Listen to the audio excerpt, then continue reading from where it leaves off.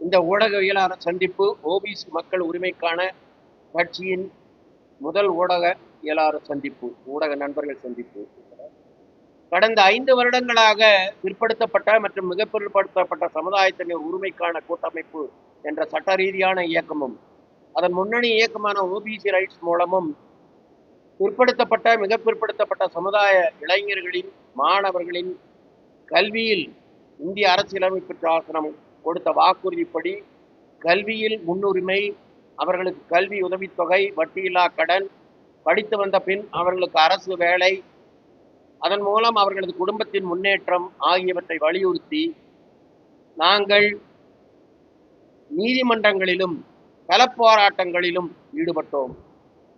தமிழகத்தில் உள்ள அரசியல் கட்சியின் தலைவர்கள் அத்தனை பேரை முதல்வர் உட்பட 2 முறை சந்தித்தோம். நாங்கள் வைத்த கோரிக்கை, இந்திய அரசியல் சாசனம் பிற்படுத்தப்பட்ட சமூகங்களுக்கு அளித்த வாக்குறுதியான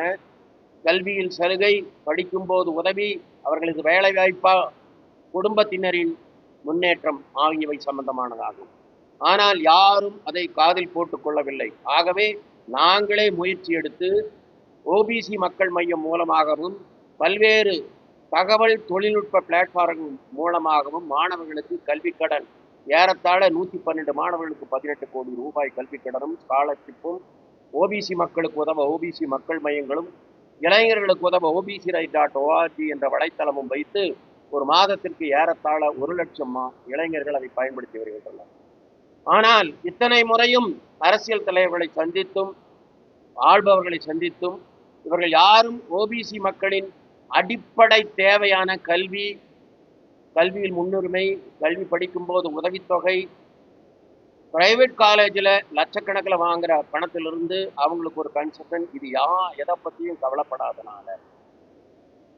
வேலை வாய்ப்புகளை, அரசு வேலை வாய்ப்புகள் குறைந்து அனைத்து வேலை வாய்ப்புகளும் ஒப்பந்த பணிகளாக மாற்றப்பட்டு வருகின்ற சூழ்நிலை இருப்பதால் நாடெங்கும்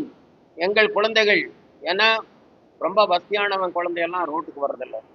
கஷ்டப்படுற இந்த ஓபிசி மக்களின் பெண் குழந்தைகள், குறிப்பாக பெண் குழந்தைகளுக்கு பாதுகாப்பு இல்லாமல் அவர்கள் மீது பல்வேறு வன்முறைகள் கட்டவிழ்த்து விடப்படுவதால் நாங்கள் வேறு வழியின்றி ஓபிசி மக்கள் உரிமைக்காக பாடுபடும் நாங்கள் அதே பெயரில் ஒரு கட்சி ஆரம்பிக்க வேண்டும் என்று இந்திய தேர்தல் ஆணையத்தை அணுகிய போது அங்கும் தடை. ஆக டெல்லி உயர்நீதிமன்றத்தில் பல்வேறு வழக்குகளில் வழக்காடி ஓபிசி மக்கள் உரிமைக்கான கட்சி என்ற இந்த கட்சியின் பதிவை பெற்றிருக்கும்